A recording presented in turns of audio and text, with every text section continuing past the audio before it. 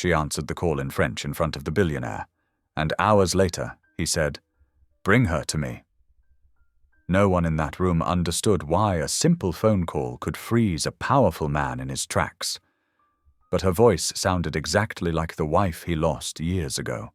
What starts as a normal work shift for a young server becomes a terrifying twist of fate when the billionaire demands to meet her. Alone. But the moment he looks at her, something in his world cracks open, and a dangerous secret, buried for decades, begins to rise.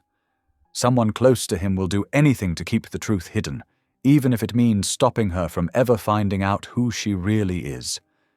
If her voice woke up a memory he tried to bury, what will happen when he discovers the truth everyone else is desperate to destroy? Tell me in the comments where you're watching from right now, and if this story speaks to you, make sure you hit subscribe so you don't miss the next one. The elegant notes of a string quartet drifted through the grand ballroom of the Napa Valley estate, where crystal chandeliers cast a warm glow over hundreds of wealthy donors in their finest evening wear. Etienne Marchand stood near the center of the room, his tailored black tuxedo a stark contrast to his silver-streaked dark hair. Though he nodded politely as guests approached with their checkbooks open, his pewter-grey eyes remained distant, carrying the same heaviness they'd held for the past 7 years. He mechanically signed another donor card, his fountain pen scratching across the heavy cardstock. "Your continued support means everything to our children's literacy initiative," he said, though the words felt hollow in his throat. Since losing Colette, even his most passionate charitable causes had lost their spark. Across the room, Vivienne Dupré carefully wove between clusters of chattering guests, her black uniform pressed crisp and neat despite hours of service. She balanced a silver tray of empty champagne flutes with practiced grace, keeping her movements fluid and unobtrusive. The gentle vibration of her phone against her hip made her pause. Usually she never answered during events, but her mother's health had been declining, and worry made her break protocol. Glancing around to ensure no one was watching, Vivienne slipped behind a heavy velvet curtain near the donor table. The fabric muffled the party's noise as she pulled out her phone and answered in a whispered voice. "Oui, Madame Rousseau. Comment va ma mère aujourd'hui?" The familiar cadence of her Parisian French filled the small space, her voice carrying the same musical lilt that had once echoed through these very halls. At the donor table just feet away, Etienne's hand froze mid-signature. The champagne flute he'd been holding slipped from his fingers, shattering against the marble floor with a crash that made nearby guests jump. But he didn't notice their startled expressions or the spreading puddle of champagne at his feet. All he could hear was that voice, that impossible voice, speaking the same gentle French that had once been the soundtrack to his happiest days. "Monsieur Marchand?" A concerned board member touched his elbow. "Are you all right?" Etienne couldn't answer. His heart hammered against his ribs as he strained to hear more of the hidden conversation, but the voice had already fallen silent. He watched as a young woman in catering blacks emerged from behind the curtain, her head bowed as she hurried back to her duties. Though he caught only a glimpse of her face, the elegant line of her neck and the way she moved with unconscious grace made his chest ache with memories. The next hour passed in a blur. Etienne went through the motions of bidding guests farewell, but his eyes kept tracking the catering server as she efficiently cleared tables and packed away equipment. There was something about her, something that tugged at the ragged edges of his grief in a way nothing had for 7 years. As the last guests departed and the cleaning crew began their work, Etienne found himself standing in his private office overlooking the emptying ballroom. He watched the young woman gathering her things, preparing to leave for the night. His fingers traced the gold wedding band he still wore as he pressed the intercom button. "Marcus," he said quietly to his head of security. "Bring her to me." "Sir." Marcus's voice crackled through the speaker. "The catering server with the French accent. Please ask her to come to my office before she leaves." Etienne's voice was steady, but his hands trembled slightly as he released the button. Down in the ballroom, Vivian was sliding her phone into her bag when a tall man in a dark suit approached her. "Miss Dupré?" His tone was professional but kind. "Mr. Marchand would like to speak with you before you go." Vivian's stomach dropped. Had someone complained about her answering her phone during the event? She couldn't afford to lose this job, not with her mother's medical bills piling up. "Of course," she said softly, smoothing her hands over her uniform. "Did Mr. Marchand say what this was regarding?" The security chief shook his head. "This way, please."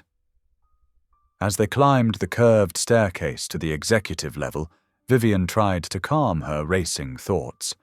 She'd been so careful all evening, except for that one moment of weakness with the phone call.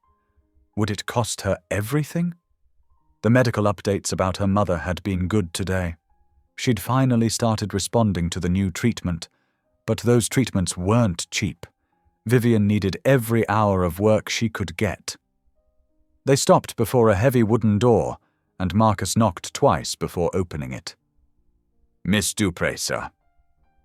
Vivian stepped into the warmly lit office, her hands clasped tightly in front of her. The room smelled of leather and expensive cologne, with floor-to-ceiling windows offering a spectacular view of the moonlit vineyard beyond. But it was the man standing at those windows who commanded her attention, tall and distinguished, with an air of carefully contained power that made the spacious office feel suddenly smaller.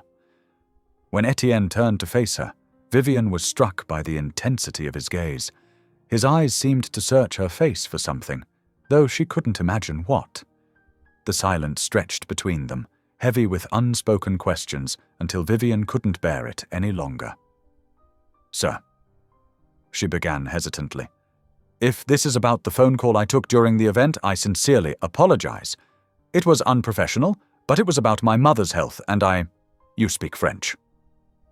It wasn't a question. His voice was low and slightly rough, as if the words had been dragged from somewhere deep inside him. Vivian blinked, thrown by the unexpected direction. "Yes, sir. I grew up in Paris until I was 10. Something flickered across his face. Pain or recognition, she couldn't tell which. He took a step closer, and Vivian noticed his hand was shaking as he reached for the back of a leather chair, gripping it as if for support.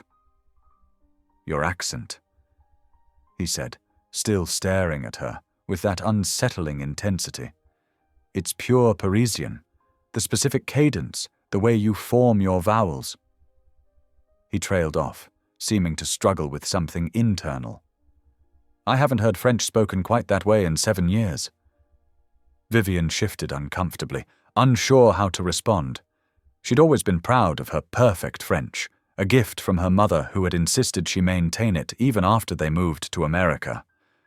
But something about the way this powerful man was looking at her made her feel exposed, as if her voice had revealed something she hadn't meant to share. "Mr. Marchand," she said carefully, "I'm not sure I understand why I'm here." He seemed to catch himself then, drawing back slightly and straightening his shoulders. The mask of the controlled businessman slipped back into place, though his eyes remained turbulent. "No, I suppose you wouldn't." He paused, then added more formally, "Thank you for coming up. That will be all for now." Dismissed as abruptly as she'd been summoned, Vivian made her way back down to the service area, her mind whirling with questions. She gathered her belongings in a daze, replaying the strange interaction in her head. It wasn't until she was climbing into her worn Honda Civic that she realized she still had her job. Whatever that mysterious meeting had been about, at least it hadn't ended with her being fired. Above, in his office, Etienne Marchand stood at his windows long after her taillights had disappeared down the winding drive. He pulled out his phone and pressed a single number on his speed dial. When it connected, He spoke without preamble. I need you to find out everything you can about a Vivienne Dupré. She works for Valley Elite Catering. He paused, then added more quietly. And I need you to pull the security footage from tonight. Want to hear her voice again. The heavy mahogany door closed behind them with a soft click as the security chief led Vivienne into what appeared to be a private tasting room. Crystal glasses lined the shelves, catching the warm light from ornate wall sconces. A long table of polished wood dominated the center, its surface so pristine it reflected the light like still water. "Please, wait here," the security chief said before stepping out, leaving Vivienne alone with her growing anxiety. She wiped her damp palms against her black apron, trying to steady her nerves. The room, though beautiful, felt too formal, too important for someone like her. Every surface spoke of wealth and tradition, from the centuries-old wine bottles displayed in temperature-controlled cases to the oil paintings of French vineyards that adorned the walls. The door opened again, and Etienne Marchand entered. Up close, Vivienne could see the fine lines around his eyes, the silver threading through his dark hair at the temples. He carried himself with the kind of quiet authority that came from years of command, yet there was something almost fragile in the way he watched her, as if she were a mirage that might vanish at any moment. "Would you?" he began, then cleared his throat. "Would you please say something in French for me?" Vivienne blinked, caught off guard by the unusual request. "What would you like me to say?" "Anything. Perhaps." He paused, seeming to search for words. "Tell me about your favorite memory of Paris." Vivienne nodded slowly, still confused but willing to comply.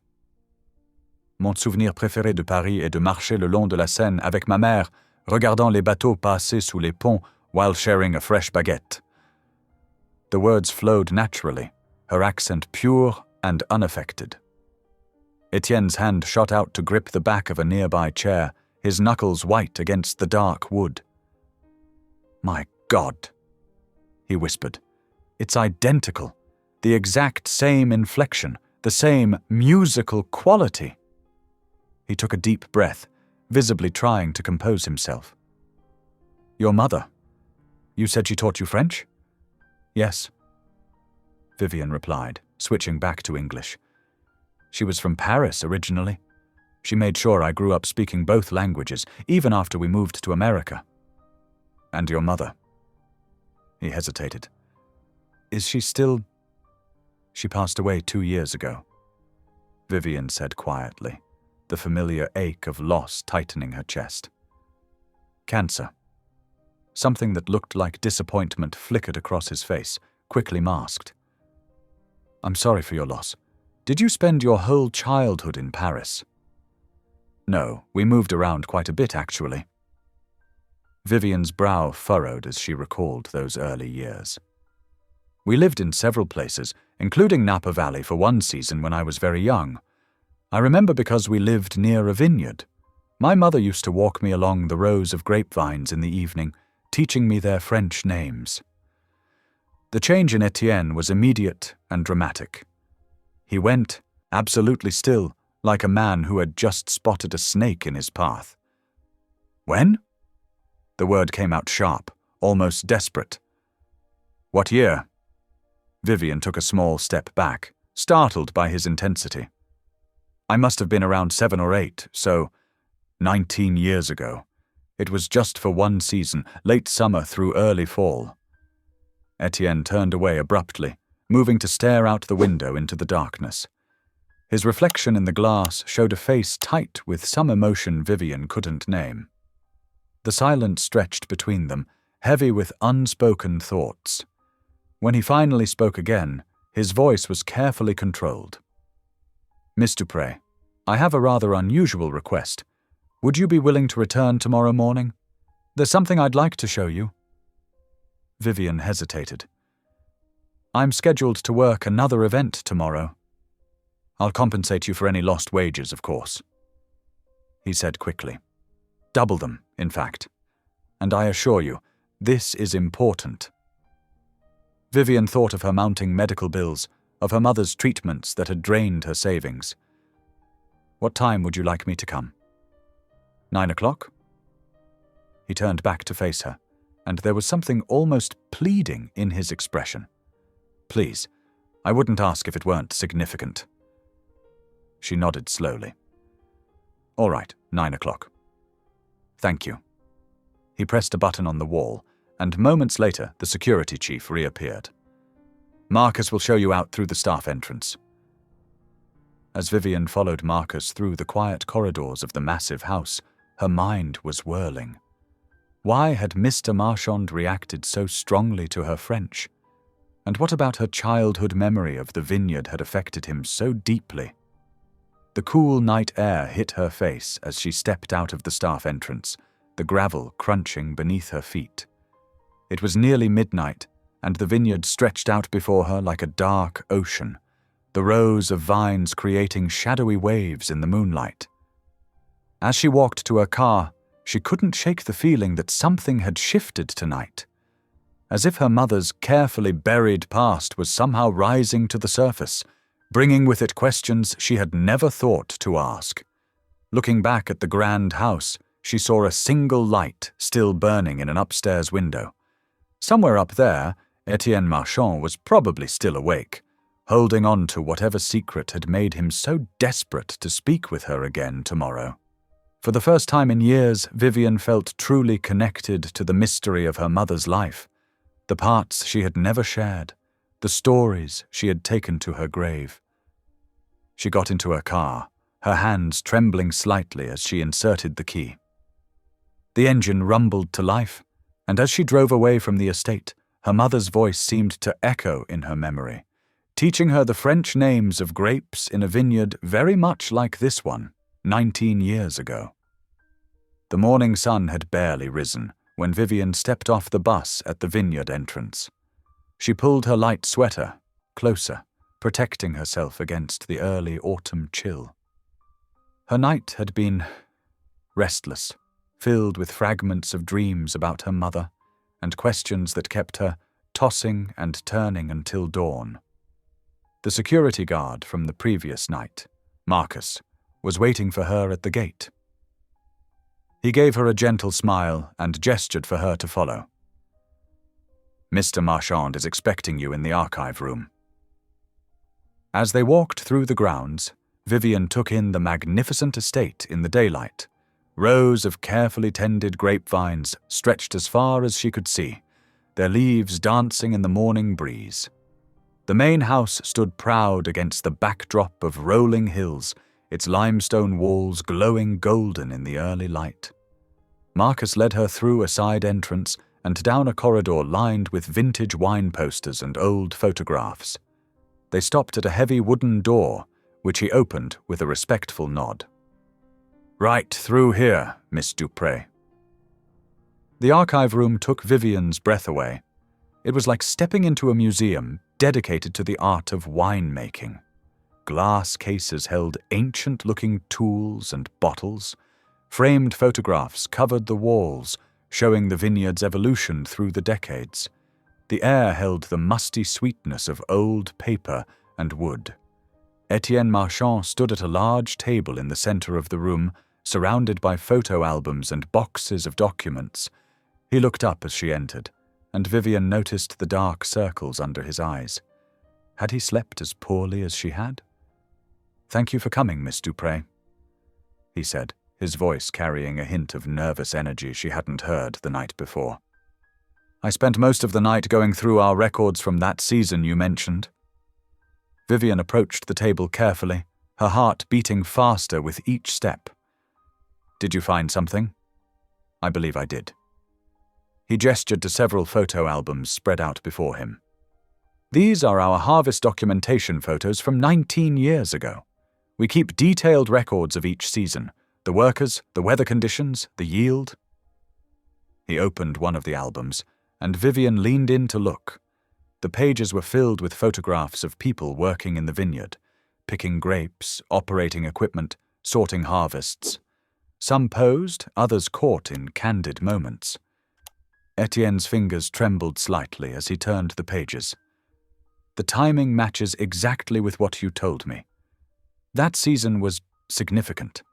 My wife, Colette, had gone away for what she said was a period of rest. She stayed here at our Napa property while I remained at our main estate in France. He paused at a page, and Vivian's heart nearly stopped. There, in a group photo of workers sorting grapes, was her mother. She would have recognized that familiar head wrap anywhere, the way she always tied it with a precise knot at the front, the fabric's pattern of tiny blue flowers. Her mother's shy smile was exactly as Vivian remembered it, though younger than in her own memories. "That's her," Vivian whispered, touching the photo gently. "That's my mother." Etienne's breath caught. He was staring at the photograph with an intensity that made Vivian look closer. And then she saw what had captured his attention. Standing next to her mother was an elegant woman with honey blonde hair and kind eyes. But what made Vivian's hands begin to shake was the woman's clearly rounded belly, visible even in the loose dress she wore. "That's Colette," Etienne said, his voice rough with emotion. "My wife, and she's pregnant in this photo. She never told me she was expecting during that time. She came back to France 2 months later and never mentioned—" He trailed off, and Vivian felt the room spin slightly. She gripped the edge of the table to steady herself. The implications of what they were seeing seemed too enormous to process. "Ms. Dupré, Vivian," Etienne said softly, turning to face her.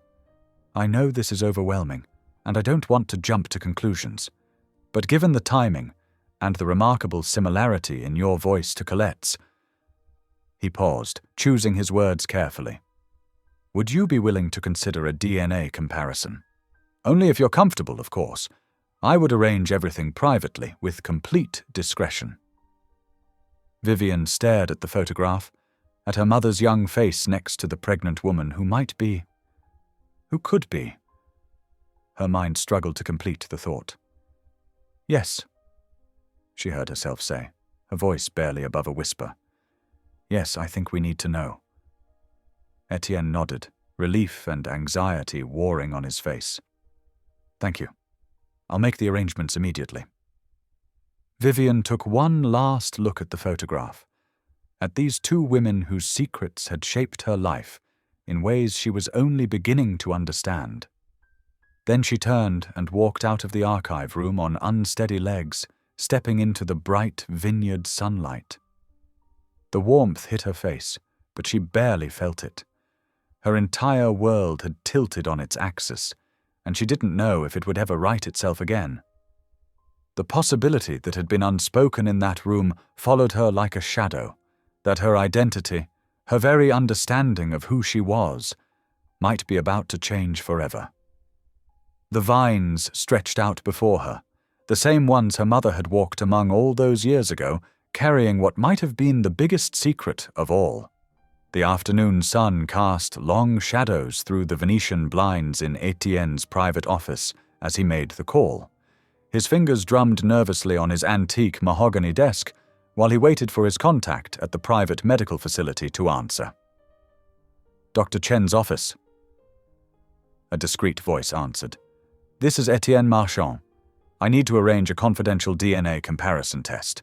Today, if possible." After making the arrangements, Etienne buzzed for his assistant, Sarah, who had been with the family for over 15 years. She appeared moments later, her grey hair neatly pinned back, carrying the small evidence collection kit the lab had courier delivered. "Miss Dupré is waiting in the tasting room," Sarah said softly. "Are you sure about this, Mr. Marchand?" Etienne nodded, his expression grave. "Yes, but remember, absolute discretion is essential." In the tasting room, Vivian sat with her hands folded in her lap, looking smaller somehow in the large leather chair. She managed a weak smile when Etienne entered with Sarah. Miss Dupré, he said gently. This is Sarah. She'll help collect the sample, if you're still comfortable proceeding. Vivian nodded. Yes, of course. She reached up and carefully pulled a few strands of hair from her head, wincing slightly. Sarah placed them in the sterile container, sealed it, and labeled it precisely. Please, Etienne said, his voice low and urgent. Don't mention this to anyone just yet. Not until we know more. There could be complications.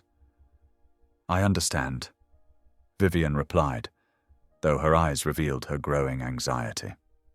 Outside in the hallway, Maurice Leclerc paused mid-stride. He had been heading to Etienne's office for their weekly financial review when he noticed the unusual activity. Through the gap in the tasting room door, he could see Etienne speaking intently with a young woman he vaguely recognized from the previous night's gala. Maurice's eyes narrowed. In the 20 years since Colette's death, he had carefully positioned himself as Etienne's closest confidant and presumed heir to the Marchand wine empire. Any disruption to that plan was unwelcome. He watched Sarah hurry past with what looked like a medical sample container, and his jaw tightened. Something was happening, something Etienne hadn't shared with him. That hadn't happened in years. The sun was setting by the time Etienne finally left the winery, his silver Mercedes winding through the rows of grapevines. The evening light painted the leaves in shades of gold and amber, but he barely noticed the beauty around him. His mind was too full of questions, of possibilities both wonderful and terrifying. His phone buzzed with a text message. Unknown number. He pulled over to the side of the dirt road, dust settling around his car. The message glowed ominously in the growing darkness. Stop the search. The girl knows nothing. Let it stay that way. Etienne's hands began to shake. Someone knew. Someone was watching. And they didn't want him digging into the past. He drove home in a daze, barely registering the familiar turns and gates. Inside his sprawling house, he didn't bother turning on the lights. The darkness suited his mood as he stood in his kitchen, still clutching his phone, its screen now dark. The magnitude of what he faced was becoming clear. This wasn't just about discovering a possible daughter. There were forces at work here. People who had kept secrets for years. People who wanted those secrets to stay buried. The moonlight filtered through his kitchen windows, casting strange shadows on the Italian marble. Countertops. Etienne leaned against them, his normally straight shoulders bent with the weight of his thoughts. He couldn't tell Vivian about the threat.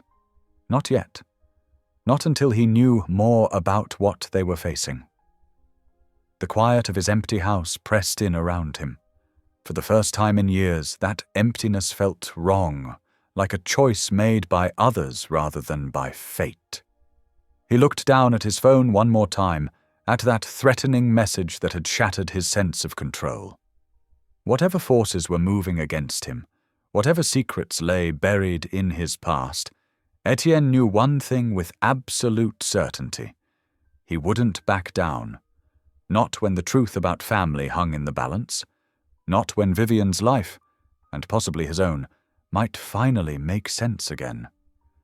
But standing there in his dark kitchen, the weight of unseen eyes upon him, Etienne realized just how dangerous this search for truth might become.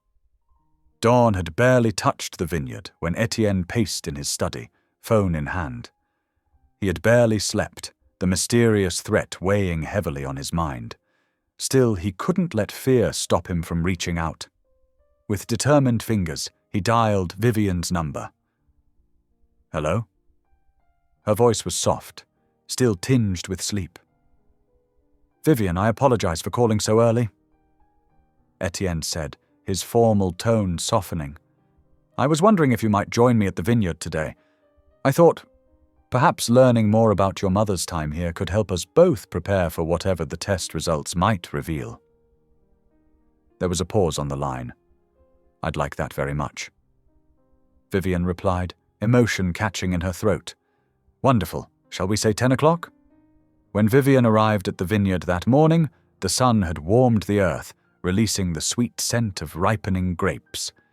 Etienne waited for her at the entrance to the workers' quarters, where weathered wooden buildings housed the seasonal employees. As they walked together down the gravel path, an elderly man looking up from pruning nearby vines suddenly dropped his shears. "Mon Dieu, could it be?" he exclaimed in heavily accented English. "You look just like Marie." Vivian stopped, startled. "You knew my mother?" The old worker, Antoine, rushed forward with surprising agility for his age. "Knew her? Ah, she was the sweetest soul to ever grace these vines, always humming those beautiful French lullabies while she worked." Other workers began gathering around, drawn by Antoine's excitement. Many were in their 60s or 70s, having spent decades tending the marchand vines. Their faces lit up with recognition and warmth. Marie's little girl! Rosa, a silver-haired woman, clasped Vivian's hands in her weathered ones. "Your mother, she would share her lunch with anyone who forgot theirs. Such a kind heart. Remember how she'd sing Au clair de la lune during the night harvests?" Another worker chimed in. "Made the work feel lighter somehow." Tears welled in Vivian's eyes as the workers shared story after story. Her mother, laughing as she balanced grape baskets on her head, African style. The way she'd wrap her colourful headscarf just so, no matter how hot the day. How she would slip extra fruit to the children of other workers. Etienne stood back, watching the scene unfold. His chest tightened as he observed Vivian's face, the way her expressions mirrored Colette's, the gentle grace with which she received each memory shared. Could this remarkable young woman truly be the daughter he never knew he had? They spent the morning touring the vineyard, with different workers approaching throughout the day to share their memories. Vivian absorbed every detail, every story painting a fuller picture of the mother she'd lost too soon. Around midday, they paused for lunch in the workers' courtyard. Rosa brought them fresh bread and local cheese, insisting Vivian take the best portions. "Your mother always made sure everyone ate well," she said with a knowing smile. "It's only right we do the same for you." As the afternoon sun began its descent, casting long shadows through the vines, an elderly man approached with trembling hands. "I kept these," he said, holding out a worn packet of papers. "Marie's old notes from her time here, her beautiful handwriting. I couldn't bear to throw them away. They belong with you now." Vivian accepted the packet with reverence, running her fingers over her mother's elegant script. "Thank you," she whispered. "Thank you all so much." As the day drew to a close, Etienne walked Vivian to the bus stop. The setting sun painted the sky in shades of pink and gold, much like the rosé wines his vineyard was famous for.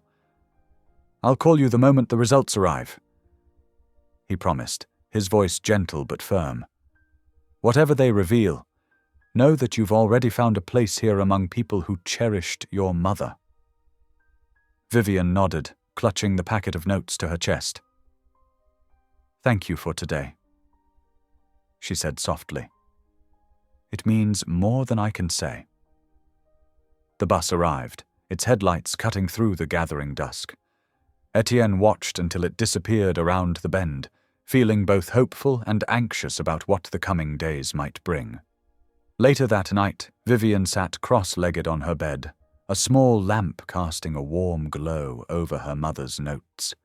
She carefully unfolded each page, drinking in the familiar loops and swirls of her mother's penmanship. Here were lists of grape varieties, harvest schedules, and personal observations about the vineyard's daily rhythms. But it was more than just work notes. These pages held pieces of her mother's heart. Little doodles in the margins, snippets of poetry, even pressed grape leaves carefully preserved between the pages. Vivian traced each word with her fingertip, feeling closer to her mother than she had in years. Tomorrow might bring answers that would change everything, or nothing at all. But tonight, surrounded by these precious fragments of her mother's past, Vivian felt something settle in her soul. Whether or not the test confirmed what they suspected, she had found a piece of herself in these sun-drenched vines and the warm hearts of those who had known and loved her mother. She carefully placed the notes on her nightstand, next to the small framed photo of her mother she always kept close. The lamp cast a gentle glow over both, past and present merging in the quiet night. 2 quiet days passed like molasses dripping from a spoon. The vineyard hummed with its usual harvest preparations, while Vivian worked double shifts at her catering company, her hands constantly busy with chopping, plating, and serving. The waiting felt endless, yet neither she nor Etienne wanted to rush what might be coming. On Wednesday afternoon, Etienne's phone buzzed while he reviewed harvest reports in his office. The DNA lab's number flashed on the screen. His heart skipped a beat as he answered. "Monsieur Marchand, your results are ready for pickup," the technician said professionally. Etienne's hand tightened on his pen. "I'll be there within the hour." The drive to the lab felt surreal. The manila envelope sat on his passenger seat, unopened, as he navigated through evening traffic toward Vivian's apartment complex. The sun had already set, leaving behind a deep purple sky dotted with early stars. He pulled out his phone and dialed Vivian's number, which he now knew by heart. "Hello?" Her voice was tired but warm. "The results are here," he said softly. "I thought perhaps we should open them together." A pause, then, "Yes, please. I just finished my shift. I can meet you outside my building in 15 minutes. Etienne parked in the visitor's lot of the modest apartment complex, its concrete walls illuminated by flickering streetlights. The envelope seemed to pulse with possibility beside him. He watched the entrance, his fingers drumming nervously on the steering wheel. Vivian appeared a few minutes later, still wearing her black catering uniform. Her hair was pulled back in a neat bun, though a few strands had escaped during her long shift. Even from a distance, Etienne could see the mixture of exhaustion and anticipation on her face. As she approached his car, he caught the lingering scent of her workday, roasted vegetables and herbs clinging to her clothes. She slipped into the passenger seat, careful not to sit on the envelope. "Hi," she said simply, her voice barely above a whisper. "Hello," Etienne responded, equally quiet. The air in the car felt charged with emotion. They sat in silence for a moment, both staring at the envelope between them. A streetlight cast a dim yellow glow through the windshield, creating long shadows across the dashboard. "Are you ready?" Etienne asked, reaching for the envelope with fingers that trembled slightly. Vivian nodded, unable to find her voice. She twisted her hands in her lap, watching as Etienne carefully broke the seal. The paper inside crinkled loudly in the quiet car. Etienne unfolded it with deliberate slowness, his eyes scanning the medical letterhead, the technical language, until they landed on the conclusion at the bottom of the page. His breath caught. The words seemed to leap off the page. Probability of biological relation, 99.9%. "It's true," he whispered, his voice cracking. "You're my daughter." Vivian made a small, broken sound. Tears spilled down her cheeks as the weight of the confirmation hit her. All these years, all the questions about her father that her mother had gently deflected, all the times she'd wondered about her identity. And here was the answer, sitting beside her in a luxury car under a dim streetlight. "Why?" she sobbed, the word holding years of confusion and hurt. Why didn't she tell either of us? Etienne set the paper down and turned toward her, his own eyes glistening. "I don't know, ma petite," he said, using the endearment naturally. I wish I had known. I would have been there, every day, every moment." He reached out hesitantly, and Vivian fell into his embrace. Her tears soaked into his expensive suit jacket as she grieved, for the years lost, for her mother who had carried this burden alone, for the little girl who had always felt something missing in her life. "I'm so sorry," Etienne murmured into her hair, his voice trembling. "I'm sorry I wasn't there. I didn't know. I should have known somehow, but I didn't." They held each other, father and daughter united by paper and blood and loss, as the streetlight flickered above them. Cars passed occasionally, their headlights sweeping across the scene, but inside the vehicle time seemed suspended. Gradually, Vivian's sobs quieted. She sat back, wiping her eyes with the back of her hand. Etienne pulled a monogrammed handkerchief from his pocket and offered it to her with a sad smile. The silence that fell between them was different now, fragile but somehow hopeful, like the first tender shoots of spring breaking through winter soil. They sat together, processing the enormity of what had just changed in their lives, each lost in their own thoughts, but connected by an unbreakable truth. The DNA results lay between them on the console, a simple piece of paper that had rewritten their entire world. Outside, the night deepened, and distant stars twinkled above the city lights, witnesses to this moment of revelation and reunion. Neither spoke. Neither needed to. In the quiet of the car, father and daughter simply breathed together, letting the reality of their connection settle into their bones like a long-forgotten melody, finally finding its way home. The morning sun painted golden streaks across the vineyard as Etienne's car wound its way up the private drive. Vivian sat in the passenger seat, taking in the stunning view of endless rows of grapevines stretching towards the mountains. Her father's estate appeared ahead, a beautiful stone mansion that somehow managed to look both grand and welcoming. "This is where you live?" Vivian asked softly, her eyes wide as they pulled up to the front entrance. Etienne nodded, a gentle smile crossing his face. "Yes, and where your mother once visited." He parked the car and turned to her. "Are you hungry? I thought perhaps we could have breakfast together." Inside, the house was filled with natural light from tall windows. Fine art adorned the walls, but what caught Vivian's attention were the family photos, especially ones of Colette, whose resemblance to her mother was striking. Etienne led her to a warm, spacious kitchen with professional-grade appliances and a cozy breakfast nook overlooking the vineyard. "Please sit," he said, gesturing to the nook. "I haven't cooked for anyone else in—" He paused, swallowing hard.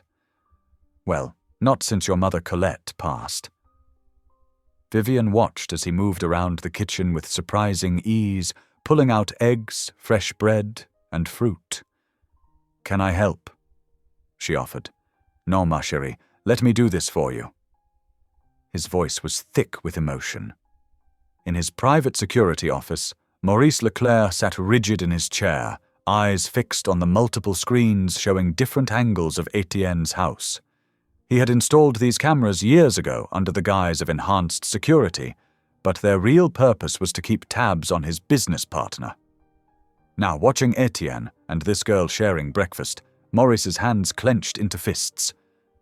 "This cannot be happening," he muttered, reaching for his phone to make some urgent calls. Back in the kitchen, Etienne placed 2 plates of perfectly scrambled eggs with fresh herbs, warm, crusty bread, and sliced strawberries on the table. He poured fresh coffee into delicate cups decorated with hand-painted grapevines. "Your mother, Colette, she loved these cups," he said, running his finger along the rim. "She collected them from different regions in France." They ate in comfortable silence for a few moments, the food delicious in its simplicity. Finally, Etienne cleared his throat. "We need to discuss some practical matters, Vivian. You are my daughter, which makes you my heir. There will be legal implications." Vivian set down her fork. "I don't want to cause any trouble. I'm not looking for money or position." "No!" Etienne said firmly. You are my child. Everything I have built, everything I own. It is your birthright. We will need to speak with lawyers, make it official." He reached across the table and squeezed her hand. "I have missed so many years of being your father. Please let me do this right." In his office, Maurice's face grew darker with each word he overheard through the surveillance system. Years of careful manipulation, of positioning himself as the natural successor to the Marchand wine empire, were crumbling before his eyes. He began typing furiously on his laptop, accessing financial records and legal documents. After breakfast, Etienne gave Vivian a tour of the house. Each room held history, stories, pieces of the life she might have known. But it was Colette's studio that stopped her in her tracks. The room was bathed in natural light from floor-to-ceiling windows, easels still standing with half-finished paintings, brushes arranged neatly in ceramic holders. A familiar scent caught her attention. "Lavender," she whispered. Etienne nodded, his eyes misty. Colette always kept dried lavender in here. She said it helped her think clearly while painting. He opened a drawer and pulled out a small sachet. "Even after all these years, the scent lingers." Vivian walked slowly around the room, taking in the paintings, the art supplies, the personal touches that made the space feel frozen in time. On a small table, she found a collection of photographs, including one of Colette with her mother, both women smiling, their friendship evident in their poses. They were close. Etienne said softly, "Now I understand why Colette spoke of your mother with such fondness." He paused, collecting his thoughts. "I always wondered why she spent that season here alone. If only I had known." The afternoon passed quickly as they explored more of the property. Etienne showed her the wine cellars, the special vintages, the history of the Marchand family preserved in bottles and barrels. With each passing hour, Vivian felt more connected to this place, to her heritage, to the father she never knew she had. As evening approached, Etienne drove her home. "Tomorrow," he said, "I'll have my lawyers begin the paperwork. You should have your rightful place in the family business." Vivian hugged him goodbye, her heart full of new possibilities. She climbed the stairs to her apartment, unaware of Maurice in his office, making calls to a private investigator named Harlan Briggs. "I need everything you can find on Vivian Dupré," Maurice was saying, his voice cold. "And I need you to make sure she understands that some doors are better left closed." He paused, looking at the security feed one last time. "Whatever it takes." The sunset painted the sky in shades of purple and gold as Vivian entered her apartment, her mind still processing the incredible day. She placed the small lavender sachet Etienne had given her on her bedside table, its gentle scent a reminder of the connection she'd found, the belonging she'd always yearned for. Tomorrow would bring new challenges, but for now she allowed herself to simply feel grateful for this gift of family she never expected to receive. The clock on Maurice's desk showed 11:37 at night as he paced his home office, phone pressed to his ear. His fingers drummed against the mahogany desk where financial reports lay scattered, each one a reminder of what he stood to lose. "I need everything," Maurice said into the phone, his voice tight with controlled fury. "School records, work history, credit reports, anything that might make her want to disappear, quietly." He paused, listening to private investigator Harlan Briggs's measured response. "No, that's not enough," Maurice snapped. "I've spent 23 years positioning myself as Etienne's successor. I won't let some unknown daughter waltz in and take everything." He grabbed a crystal tumbler, pouring himself 3 fingers of scotch. "Find something we can use. Everyone has secrets. Everyone has shame. Find hers." The next morning dawned clear and crisp, perfect weather for wine blending. Etienne led Vivian through the temperature-controlled cellar, explaining the science and art of creating the perfect blend. Rows of oak barrels lined the walls, their rich wooden scent mixing with the earthy aroma of aging wine. "This is something I normally only share with family," Etienne said softly, setting up the blending station.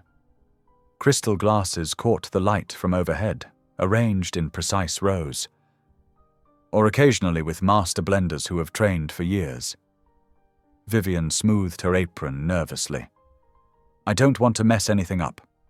Trust your instincts," Etienne assured her, pouring small amounts of different wines into the glasses.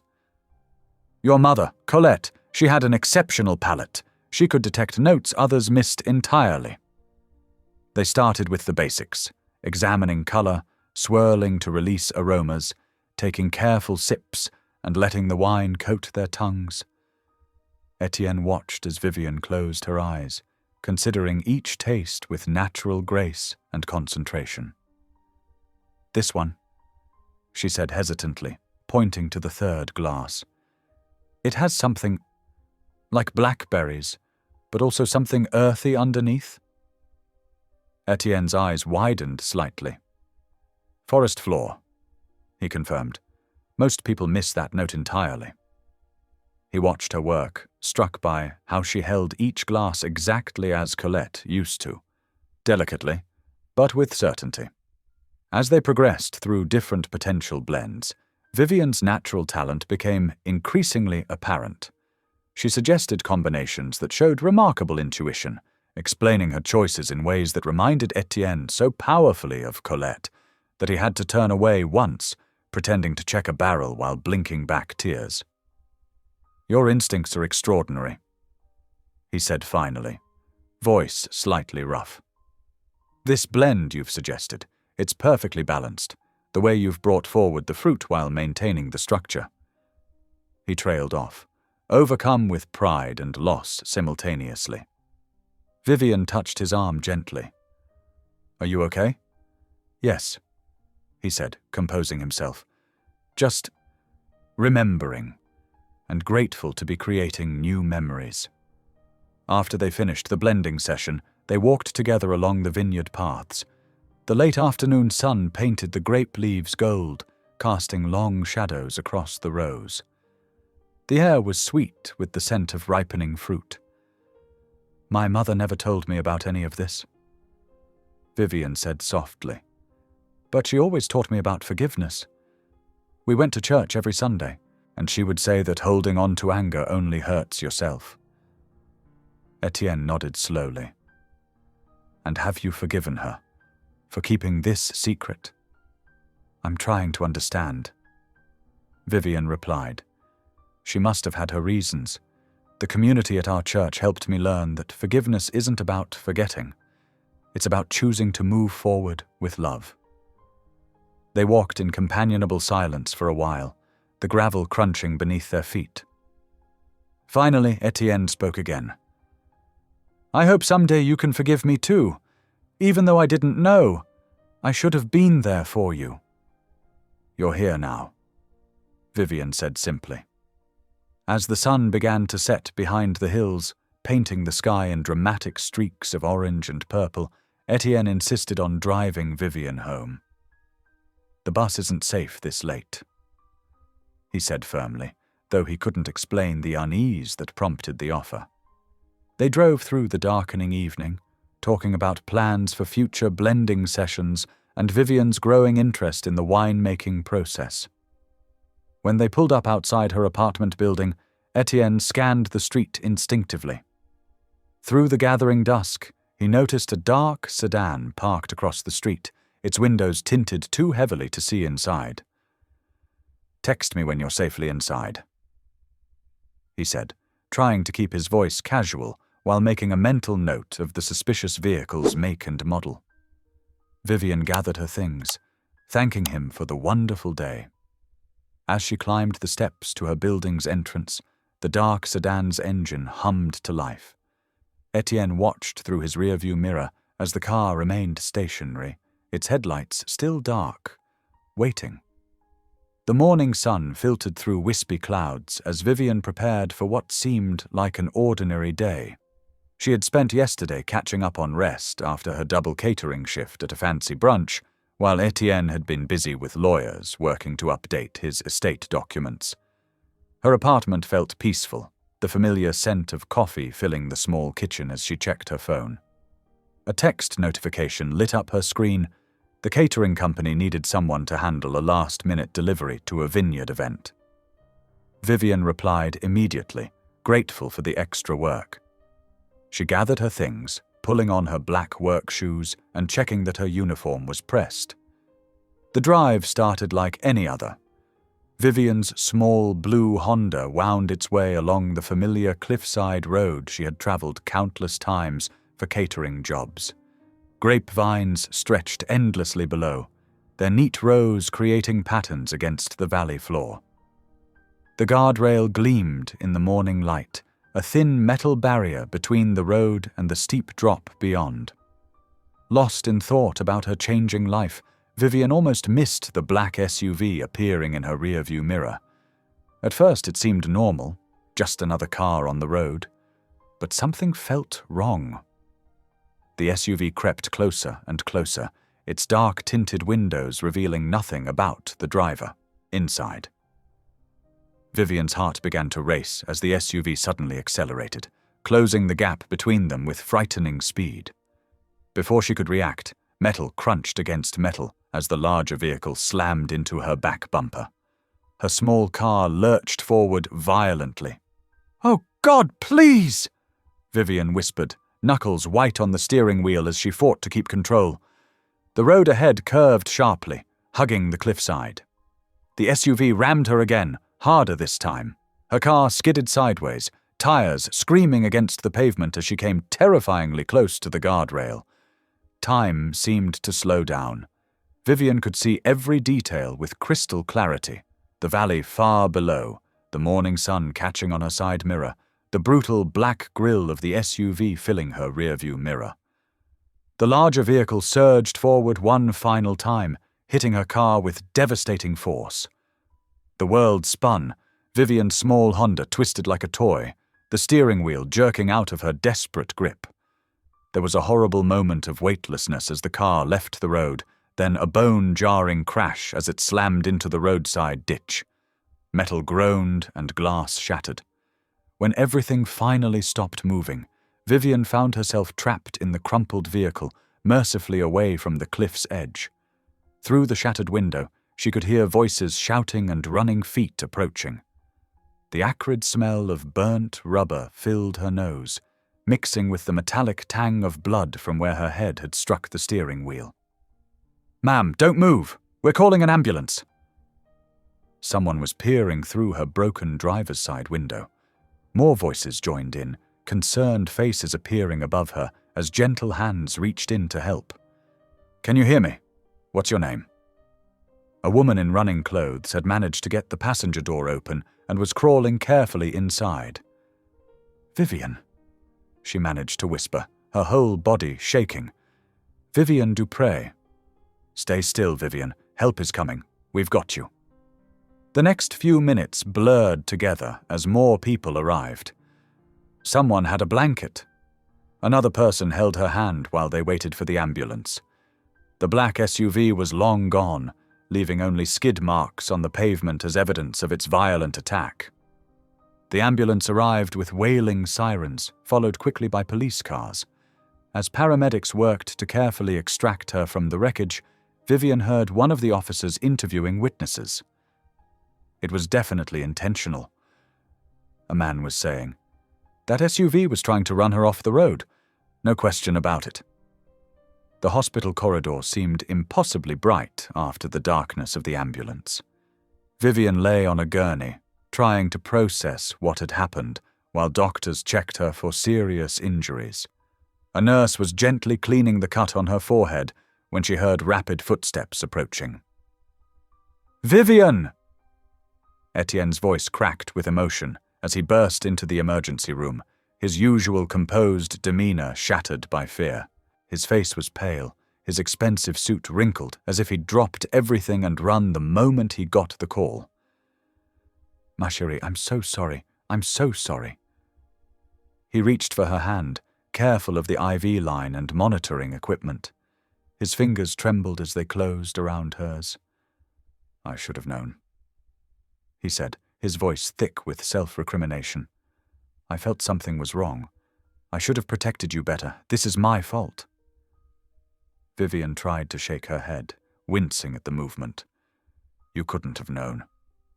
"But I did know something was coming. I've been receiving threats, warnings to stop looking into the past." His grip on her hand tightened.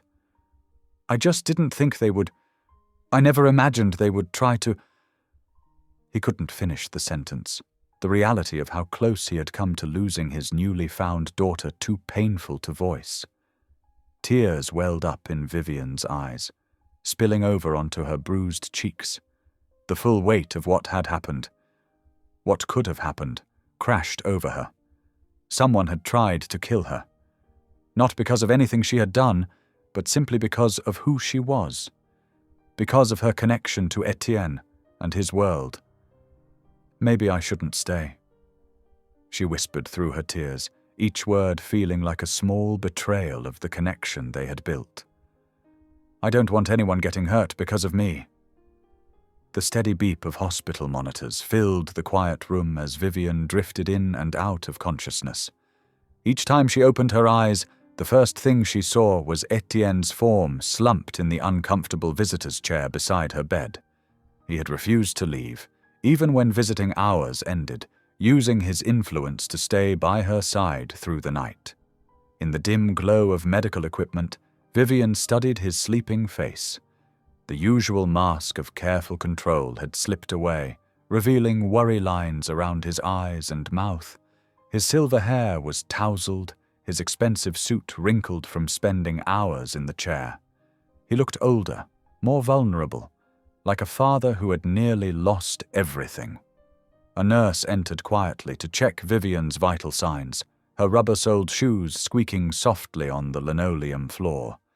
The small noise was enough to wake Etienne. He straightened immediately, wincing at the stiffness in his neck. "How is she?" he asked the nurse, his voice rough with exhaustion. "Her signs are stable," the nurse replied kindly. "The doctor will be doing rounds soon to discuss discharge." Etienne nodded, then noticed Vivian was awake. He leaned forward, taking her hand in both of his. "How are you feeling, ma chérie?" "Sore," Vivian admitted. "But okay. You didn't have to stay all night?" "Yes, I did." His grip tightened slightly. "I've already lost too many years with you. I won't let fear take away what time we have now." Tears pricked at Vivian's eyes. "But what if someone tries again? I couldn't bear it if you got hurt because of me." "Listen to me," Etienne said firmly. "You are my daughter, my flesh and blood. Nothing matters more than keeping you safe, not the vineyard, not the business, nothing. We will face this together." The doctor arrived then, clipboard in hand. After examining Vivian and reviewing her test results, she determined it was safe for Vivian to go home. "You're very lucky," she said. "Just some bruising and minor cuts. Take it easy for a few days and call if you experience any new symptoms."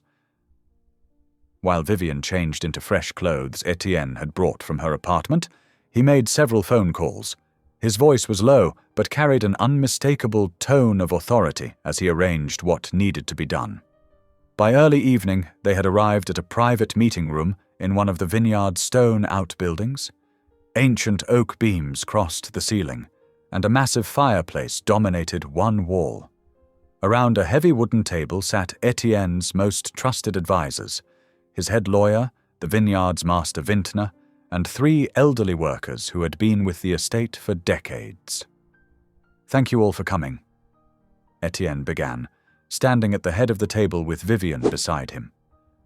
"What I'm about to share must remain absolutely confidential." He laid out everything: the DNA test results proving Vivian was his daughter, the evidence that Colette had been pregnant during her mysterious absence years ago, and the threatening messages he had received since beginning to investigate the truth. The elderly workers exchanged knowing looks. One of them, Henri, spoke up in his gravelly voice. "We remember Mademoiselle Marie, Vivian's mother. She was kind to everyone, always humming those beautiful French songs. And Madame Colette. She seemed both happy and sad that summer. Now we understand why. We protected them then without knowing why," added another worker, Sophia, her weathered face fierce with determination. "We will protect Mademoiselle Vivian now, knowing she is truly one of our own." Etienne's lawyer spread out several documents, including police reports and witness statements from the attack. "We've been investigating suspicious activity around the estate," he explained. "Yesterday, multiple employees reported seeing an unknown man watching the catering facility where Vivian works. We've identified him as Harlan Briggs, a private investigator known for taking ethically questionable jobs. And guess who hired him?" Etienne's voice was cold with controlled anger. He placed a surveillance photo on the table showing Maurice Leclerc meeting with Briggs in a parking garage.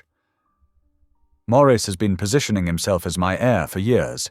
He must have discovered Vivian's existence and seen her as a threat to his inheritance." The room erupted in angry murmurs.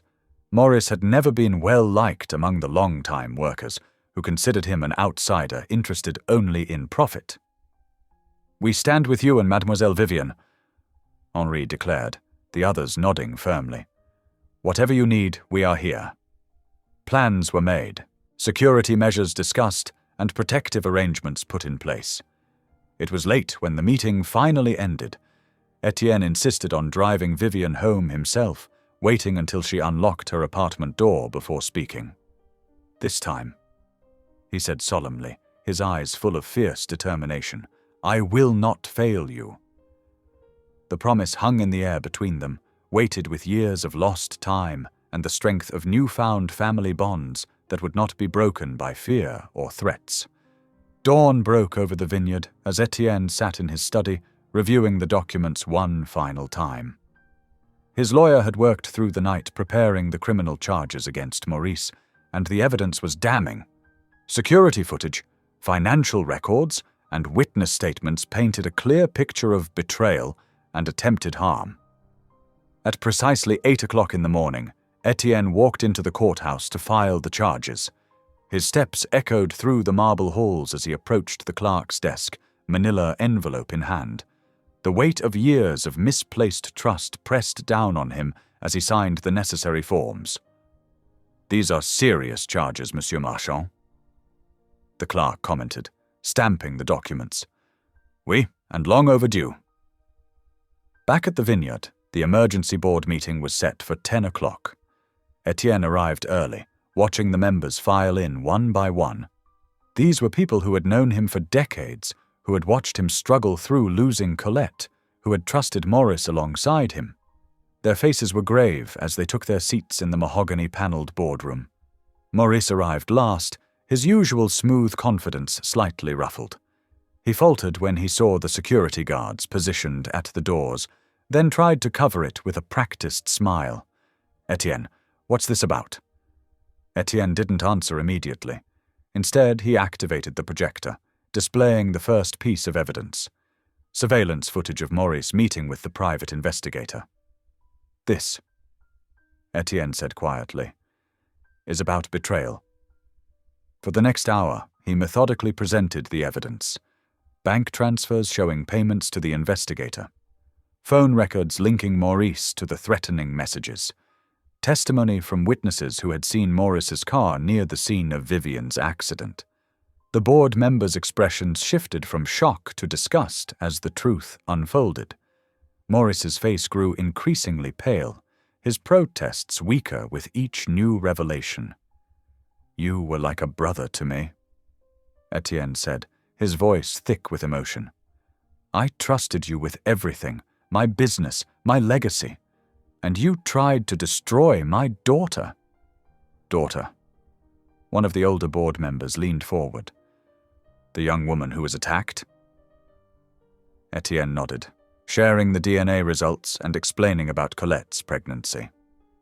The room fell silent as the full magnitude of Maurice's actions sank in. This is absurd, Maurice sputtered. You can't possibly believe— We've heard enough, the board chairman interrupted. The vote was quick and unanimous. Morris was stripped of all positions and authority, effective immediately. Security escorts waited to remove him from the premises. As Morris was led out, his face contorted with rage. You'll regret this, Etienne. All of you will. Etienne watched him go, feeling not triumph, but a deep sadness for what could have been. After the meeting, he drove to Vivian's apartment, his heart lighter knowing she would be safer now. He found her curled up on her small couch, wrapped in a soft blanket, and reading one of her mother's old journals. She looked up when he entered, her eyes questioning. It's done, he said simply, sitting beside her. Morris has been removed from the company. The police will be arresting him soon. Vivian's shoulders relaxed slightly, but worry still creased her brow. What will people say? About me, about Mama, about all of this? Etienne took her hand gently. They will say what is true, that you are my daughter, rightful heir to everything your mother and I built. The vineyard workers already love you. You've won them over with your kindness, just as your mother did. But the scandal— Vivian's voice trembled. The newspapers, the gossip. Let them talk, Etienne said firmly. We have nothing to be ashamed of. Your mother protected you the only way she knew how. Now it's my turn to protect you, openly and proudly. Tears spilled down Vivian's cheeks. I just wish Mama could see this, that we found each other, that the truth finally came out. She sees, Etienne assured her, his own eyes misting. And I believe she would be proud of your strength. Later that afternoon, they walked slowly through the vineyard rows together. The vines stretched endlessly in every direction, heavy with ripening grapes. Warm, golden light filtered through the leaves, casting dappled shadows on the earth. What happens next? Vivian asked, running her fingers along the rough bark of a vine. Whatever you want, Etienne replied. There's no rush. You can learn the business at your own pace, or pursue your own dreams. The important thing is that you're here, that we have time now to know each other. They paused at the top of a gentle slope, looking out over the rolling hills of grapevines. The afternoon light painted everything in soft gold and green, peaceful and full of promise. I'd like to learn, Vivian said softly. About the vines, the wine, everything. It's part of who I am, who we are. Etienne smiled, feeling a warmth in his chest that had nothing to do with the sunshine. Then we'll begin whenever you're ready. The vineyard has waited all these years for you. It can wait a little longer. They continued their slow walk through the rows, talking quietly about small things. Favorite wines, childhood memories, hopes for tomorrow. The vines whispered around them in the gentle breeze, as if welcoming home a long-lost daughter of the soil. The next 2 days unfolded like a gentle exhale after holding one's breath for too long. The vineyard, usually bustling with activity, seemed to wrap itself around Vivian in a protective embrace as she spent her recovery time walking its familiar paths. On the first morning, still sore from the accident but determined to heal, Vivian found herself drawn to the older section of the vineyard, where Marceline Boucher tended the heritage vines. The elderly worker's weathered hands moved with practiced grace as she carefully pruned wayward shoots, her movements a dance learned over decades of devotion to these fields. "Ah, ma petite," Marceline called out when she spotted Vivian, her face creasing into a warm smile. "Come, sit with me a while." She patted the wooden bench beneath a sprawling oak tree, where workers had taken their lunch breaks for generations.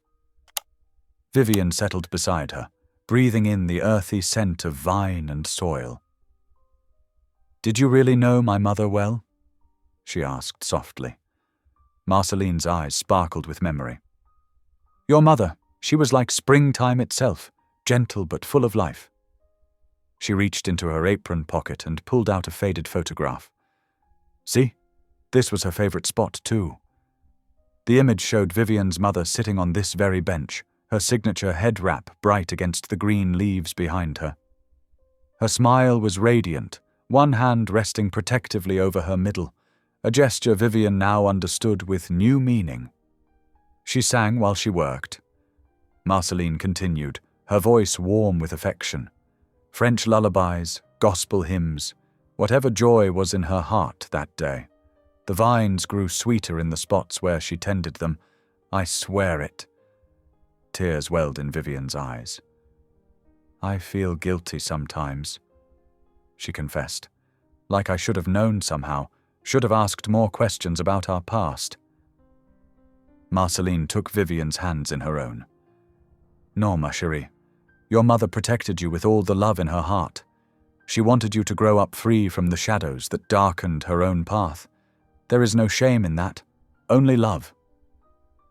Throughout that day and the next, Marceline shared more stories, how Vivian's mother would slip extra bread to younger workers who looked hungry, how she knew every child's name in the seasonal workers' families, how her laugh could lift spirits even on the hardest days.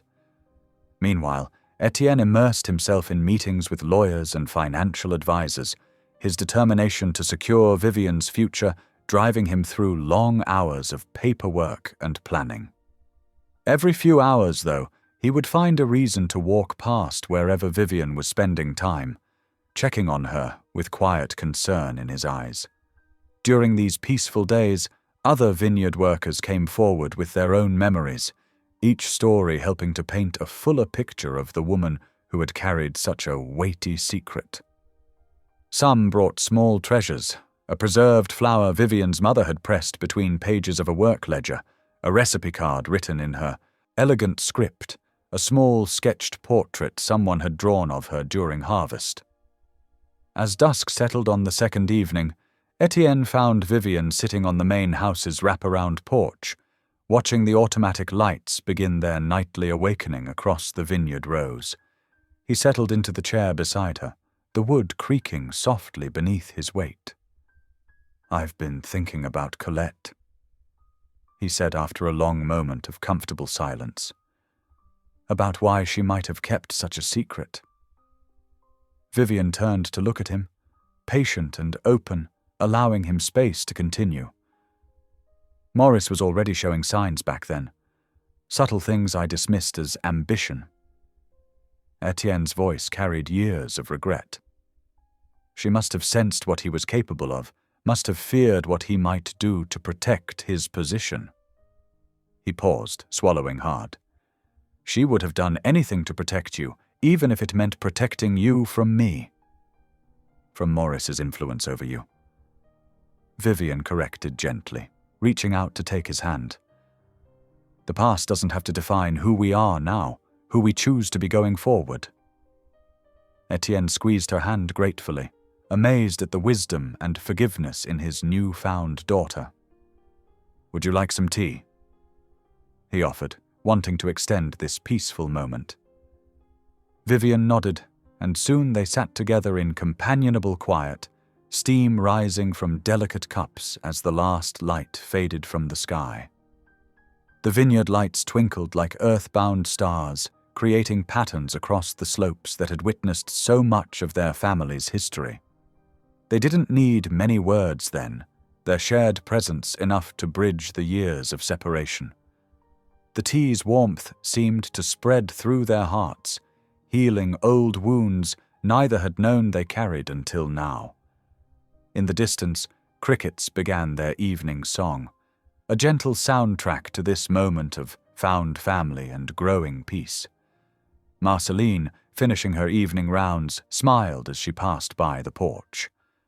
The sight of father and daughter sitting together, silhouetted against the warm light spilling from the house windows, was like a long-awaited answer to countless prayers she had whispered over these vines through the years. Your mother would be so happy, she had told Vivian earlier that day. To see you found your way home at last. Now, watching Etienne and Vivian share this quiet moment, Marceline knew it was true. Sometimes the sweetest vintages came from vines that had weathered the hardest seasons. This family, tested by time and secrets, was finally blending into something beautiful, like the finest wines they produced, complex and rich with both history and hope. The morning sun painted golden streaks across the vineyard as workers gathered in the large meeting hall. The space hummed with quiet conversations and the scraping of wooden chairs against the floor. Etienne stood at the front, his usual formal demeanor softened by anticipation. Beside him, Vivian smoothed her navy dress nervously, her heart racing. "Good morning, everyone," Etienne began, his voice carrying clearly through the room. "Thank you for coming together on such short notice. I have important news to share about our family's future." The room fell silent as nearly 100 pairs of eyes focused on them. Etienne placed a gentle hand on Vivian's shoulder. "Many of you remember a special season, years ago, when my late wife Colette spent time here. Some of you also remember a kind woman who worked alongside you then, Marie Dupré." He paused as murmurs of recognition rippled through the crowd. What none of us knew until now is that these two women shared a profound connection. I am both humbled and overjoyed to introduce you to my daughter, Vivian Dupré. The silence broke into a wave of warmth as workers stood up, many with tears in their eyes. Rosa, a grey-haired woman who had tended the vines for 30 years, was the first to approach. She cupped Vivian's face in weathered hands. "I see both of them in you, chérie. Your mother's gentleness and Madame Colette's grace." One by one, the workers came forward. Each carried a memory to share. How Marie had helped them through difficult times, how she sang while working, how she spoke of her baby girl with such pride. An older man named Jean-Paul remembered teaching Marie about the soil composition. She wanted to understand everything, he told Vivian, his eyes crinkling with emotion. "Just like you do now." The formal announcement transformed into an impromptu celebration of remembrance. Someone brought out old photographs from the break room walls. Another worker retrieved a basket of fresh-baked bread she'd made that morning. They gathered around Vivian, sharing stories that filled in blank spaces in her history she hadn't known existed. By mid-morning, Etienne guided Vivian toward the business offices. "Are you all right?" he asked softly, noting her overwhelmed expression. "Yes," she whispered.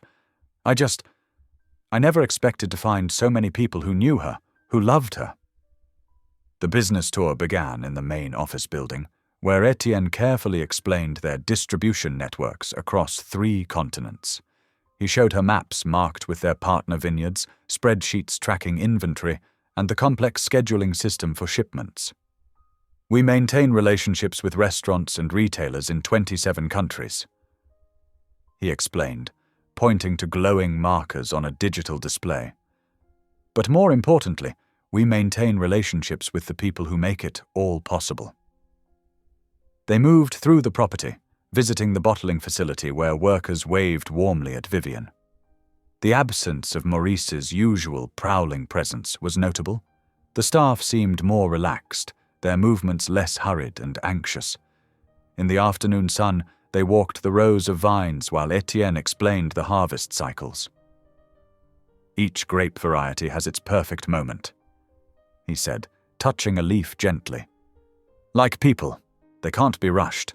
They need time, care, and understanding to reach their potential." As evening approached, Etienne led Vivian to his private office. "I found something yesterday while reorganizing some old files." He removed a worn leather journal from his desk drawer. "This belonged to your mother. I believe she would want you to have it." Vivian's hands trembled as she accepted the journal. The leather was soft with age, and a faint lavender scent still clung to its pages. "Thank you," she managed to say through the tightness in her throat. Later, in the cozy guest-house room that would be hers until more permanent arrangements were made, Vivian curled up in a plush armchair by the window. The vineyard lights twinkled beyond the glass as she opened the journal with reverent care. Her mother's familiar handwriting filled the pages. Some entries were practical, notes about winemaking techniques she was learning. Others were deeply personal, filled with hopes and fears for her unborn child's future. "My dearest one," one entry read, "I dream of the day you might walk these very paths, strong and free from the shadows that darken our present. Know that every choice I make for you. Your future is as vast as these rolling hills, as bright as the morning sun on the vines. Whatever path you choose, may you always know you were loved beyond measure." Tears blurred Vivian's vision as she read page after page of her mother's thoughts, wishes, and prayers. The journal revealed a woman who was both stronger and more vulnerable than Vivian had ever known.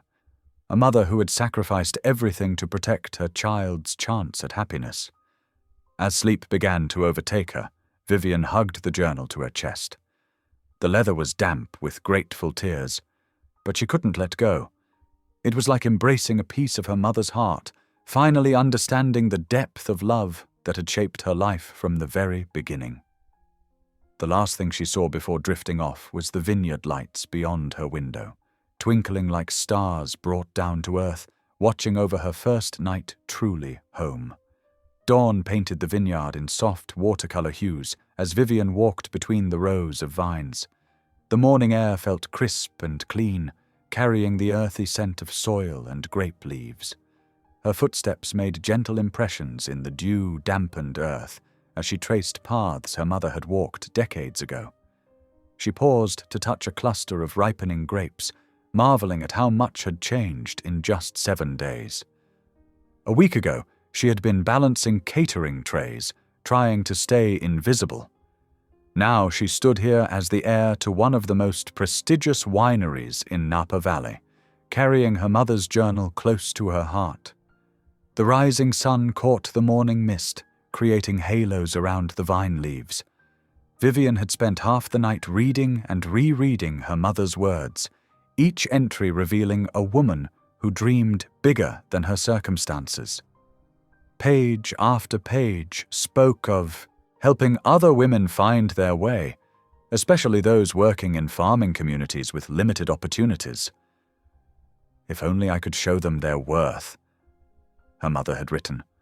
So many bright minds and willing hands, needing just one chance to bloom.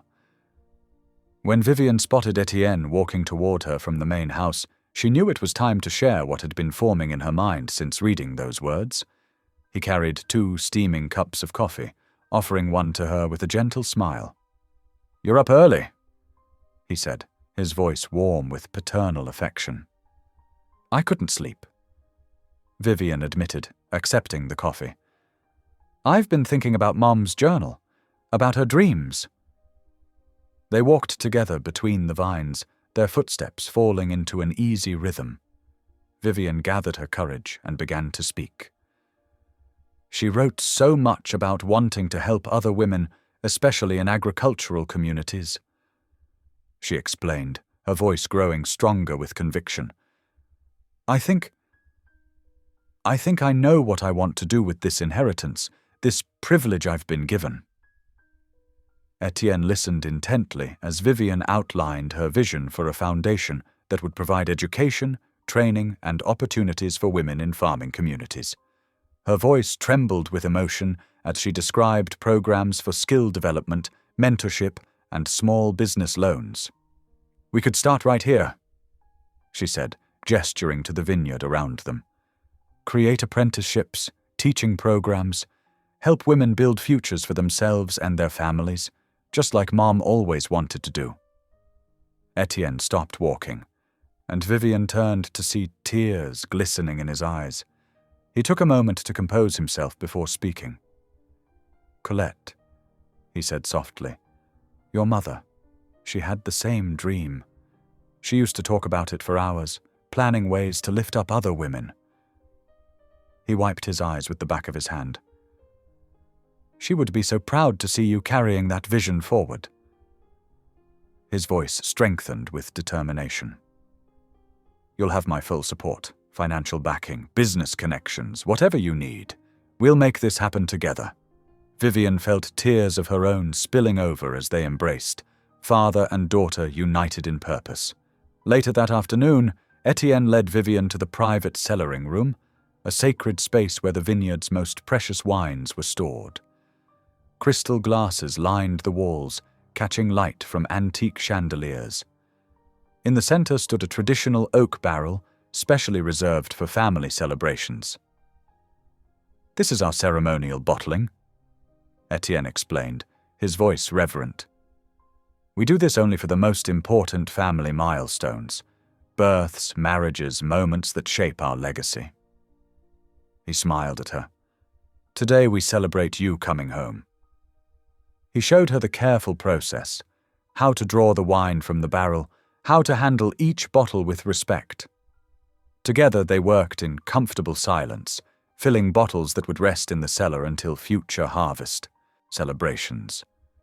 Vivian's hands moved with natural grace as she sealed each bottle, understanding the weight of tradition in every motion. She thought of future generations who might open these bottles, remembering this day when their family grew whole again. As evening settled over the vineyard, they shared dinner in Etienne's residence. Candlelight softened the dining room's formal lines as they enjoyed a simple meal of roasted chicken and vegetables. Their conversation flowed easily between French and English, touching on deep subjects: faith, forgiveness, hopes for tomorrow. I've learned so much about forgiveness in my church community, Vivian shared, thinking of Sunday mornings filled with gospel music and warm embraces. They taught me that healing comes when we stop carrying the weight of what we can't change. Etienne nodded thoughtfully. Perhaps that's what we're both learning now, to forgive the past and focus on the good we can do going forward. They talked about the foundation, sketching preliminary plans on paper napkins. Etienne's business expertise complemented Vivian's compassionate vision, their different strengths weaving together naturally. As night fell over the vineyard, Vivian made her way back to the guest house. Stars emerged above the rolling hills, and lights twinkled from distant homes. She felt steady, grounded in a way she had never known before. The path ahead was clear, not just a career or an inheritance, but a purpose that honored both her mother's dreams. Inside her room, she placed her mother's journal on the bedside table, touching its worn cover gently. For the first time since discovering her true identity, Vivian felt completely ready to step into this new life, not just as Etienne's heir, but as someone who could make a real difference in others' lives. She changed into comfortable pajamas and sat by the window, watching the vineyard settle into night. Tomorrow would bring new challenges and opportunities, but tonight she rested in the peace of knowing she was exactly where she was meant to be. Dawn painted the vineyard in soft golden light as workers gathered beneath the ancient oak tree, its sprawling branches creating a natural cathedral in the early morning air.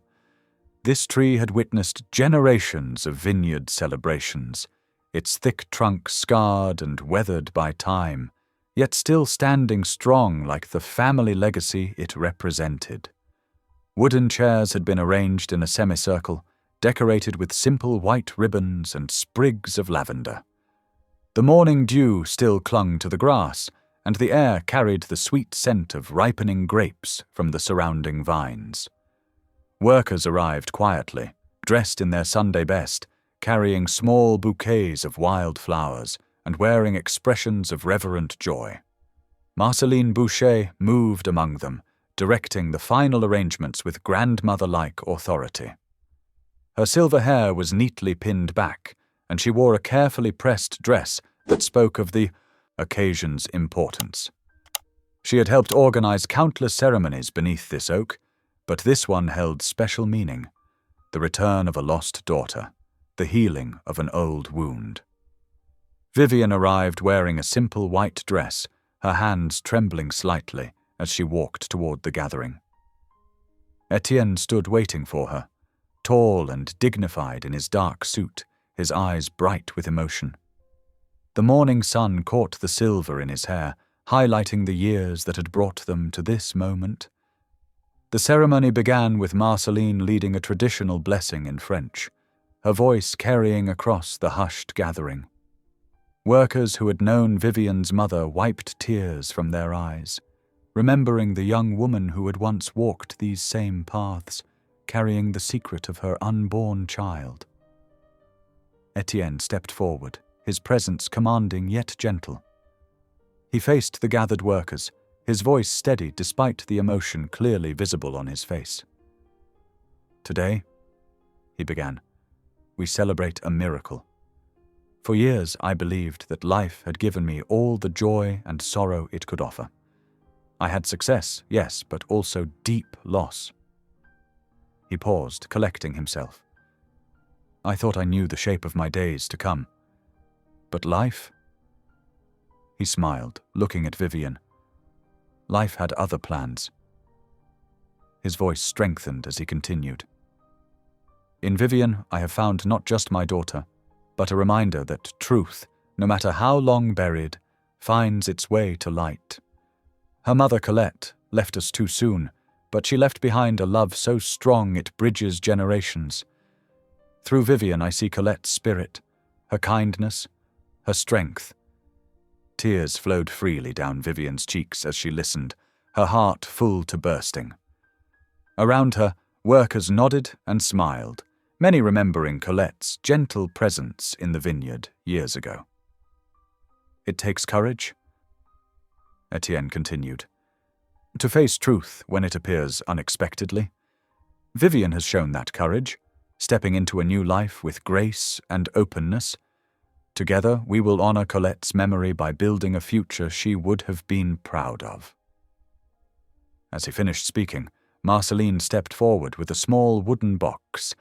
Inside lay an old key on a silver chain, the traditional symbol of vineyard inheritance. Etienne lifted it carefully and placed it around Vivian's neck, his hand steady despite his emotion. "Welcome home, my daughter," he said softly, and the gathered workers burst into applause. One by one, they came forward to embrace Vivian, offering blessings in French and English, sharing memories of her mother, welcoming her into their extended family. Old men who had worked the vines for decades clasped her hands in gnarled fingers, whispering prayers of blessing. Women who had known Colette hugged her tight, their tears mingling with hers. After the ceremony, Etienne led Vivian to his office for a series of important video calls. On large screens, business partners and board members from around the world appeared, each one formally introduced to Vivian as Etienne's daughter and heir. She handled each introduction with natural grace, her French as elegant as her English, earning approving nods from the executives. The afternoon transformed into a quiet celebration as Marceline and other long-time staff prepared a feast in the main house kitchen. Delicious aromas filled the air, traditional French dishes mixed with local California ingredients, creating a fusion that represented Vivian's own heritage. Workers came and went throughout the day, sharing meals in shifts so the vineyard work could continue. Stories flowed as freely as wine, tales of harvests past, of Colette's kindness, of hope for the future. Vivian absorbed each one, building a picture of the mother she had lost and the community she had gained. As evening approached, the celebration wound down naturally, workers returning to their homes or evening shifts. The kitchen was filled with the comfortable sounds of cleanup, staff insisting that Vivian and Etienne relax on the porch while they handled the dishes. Fireflies began to appear as dusk settled over the vineyard, their tiny lights dancing between the vines like earthbound stars. Vivian and Etienne sat side by side on the wide porch, watching the day fade into twilight. The key around Vivian's neck caught the last rays of sunlight, a tangible symbol of her new place in this world.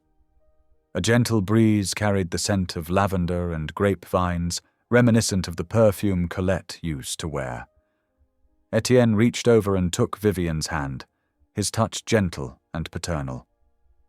"Your mother would be proud of you," he whispered, his voice thick with emotion.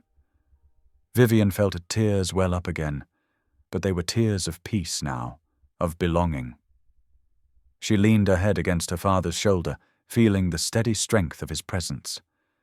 Together they watched the fireflies dance, two hearts healing in the quiet evening air, bound by the love of the woman who had brought them together across time and loss.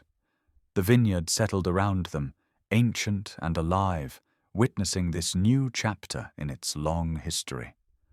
Workers' voices drifted from distant buildings, the last tasks of the day being completed.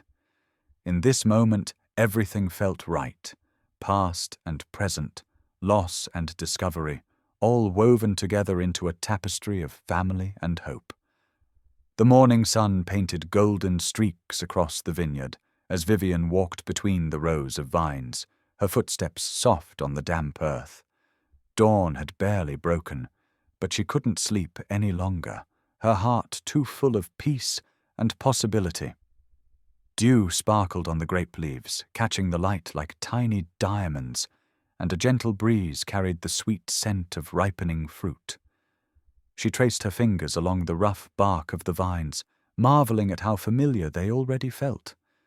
These past weeks had transformed her world completely, yet somehow everything made perfect sense now.